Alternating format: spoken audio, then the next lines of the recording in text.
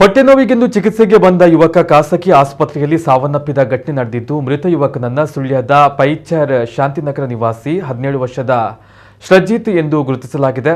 ಶನಿವಾರದಂದು ಶ್ರಜಿತ್ನನ್ನ ಚಿಕಿತ್ಸೆಗೆ ಪುತ್ತೂರಿನ ಆಸ್ಪತ್ರೆಗೆ ದಾಖಲು ಮಾಡಲಾಗಿತ್ತು. ವೈದ್ಯರೊಬ್ಬರು ಈತನ ಚಿಕಿತ್ಸೆಯನ್ನು ನಡೆಸಿದ್ರು. ಶಸ್ತ್ರಚಿಕಿತ್ಸೆ ಮಾಡಿದ ರಾತ್ರಿ ಯುವಕ ಗಂಭೀರ ಅಸ್ವಸ್ಥಗೊಂಡಿದ್ದಾನೆ ಎಂದು ಹೇಳಿ ಮಂಗಳೂರು ಆಸ್ಪತ್ರೆಗೆ ಕರೆದುಕೊಂಡು ಹೋಗಿ ಎಂದು ವೈದ್ಯರು ತಿಳಿಸಿದ್ದಾರೆ. ಆದರೆ ಮಂಗಳೂರಿಗೆ ಕರೆದುಕೊಂಡು ಹೋಗುವಷ್ಟರಲ್ಲಿ ಆತ ಸಾವನ್ನಪ್ಪಿದ್ದಾನೆ. ಆಸ್ಪತ್ರೆಯ ವೈದ್ಯರ ಬೇಜವಾಬ್ದಾರಿಯಿಂದ ಶ್ರಜಿತ್ ಸಾವನ್ನಪ್ಪಿದ್ದಾನೆ ಎಂದು ಕುಟುಂಬಿಕರು ದೂರಿದ್ದಾರೆ. ಮೃತ ಯುವಕನ ಶವವನ್ನ ಆಸ್ಪತ್ರೆಯ ಮುಂದಿಟ್ಟು ಪ್ರತಿಭಟನೆ ನಡೆಸಿದ್ದಾರೆ. ವೈದ್ಯಾಧಿಕಾರಿಗಳ ಬೇಜವಾಬ್ದಾರಿಯನ್ನ ಖಂಡಿಸಿ ನಾಗರಿಕರು ಪ್ರತಿಭಟನೆ ನಡೆಸಿದ್ದಲ್ಲದೆ ಶಸ್ತ್ರಚಿಕಿತ್ಸೆ ಮಾಡಿ ಲೋಪವೆಸಗಿದ ವೈದ್ಯರನ್ನ ಬಂಧಿಸಬೇಕೆಂದು ಆಗ್ರಹಿಸಿದ್ದಾರೆ. ಪುತ್ತೂರು ಪೊಲೀಸ್ ಠಾಣೆಯಲ್ಲಿ ಪ್ರಕರಣ ದಾಖಲು ಮಾಡಲಾಗಿದೆ.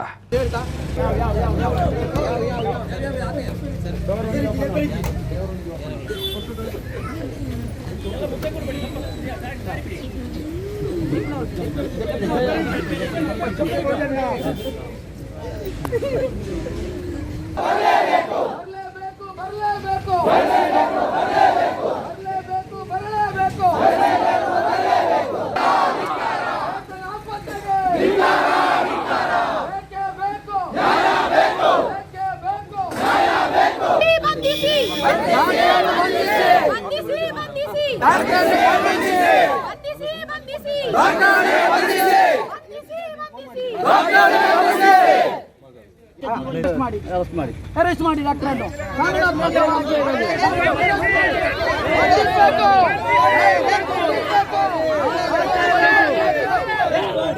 ಪತ್ನಿ ಏನು ಹೊಟ್ಟೆ ನೋವು ಅಂತ ಹೇಳಿದಕ್ಕೆ ಇಲ್ಲಿ ಆಸ್ಪತ್ರೆಗೆ ಬಂದಾಗ ಅವರು ಸ್ಕ್ಯಾನಿಂಗ್ ಮಾಡ್ತಾರೆ.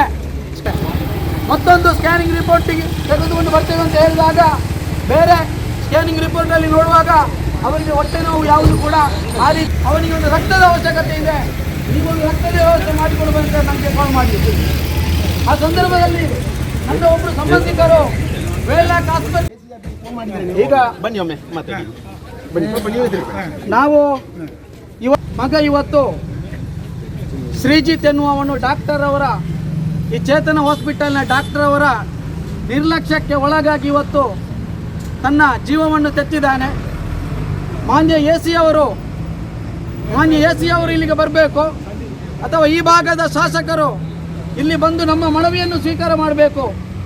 ನಮ್ಮ ಬೇಡಿಕೆ ಏನು ಡಾಕ್ಟರ್ ಅವರ ಮೇಲೆ FIR ಆಗಿದೆಯೋ ಆ ಡಾಕ್ಟರನ್ನು ಕೂಡಲೇ ಪೊಲೀಸ್ ಇಲಾಖೆ ಬಂಧಿಸುವಂತೆ ಕೆಲಸವನ್ನು ಮಾಡಬೇಕು. ಇವತ್ತು ಏಕಂತ ಹೇಳಿದ್ರೆ ಈ ಒಂದು ಚೇತನ ಹಾಸ್ಪಿಟಲ್ನ ಕೆಲವು ವಿಚಾರಗಳನ್ನು ನಾನು ಇವತ್ತು ತಮ್ಮೆಲ್ಲರ ಗಮನಕ್ಕೆ ತರಲಿಕ್ಕೆ ನಾನು ಬಯಸ್ತೇನೆ.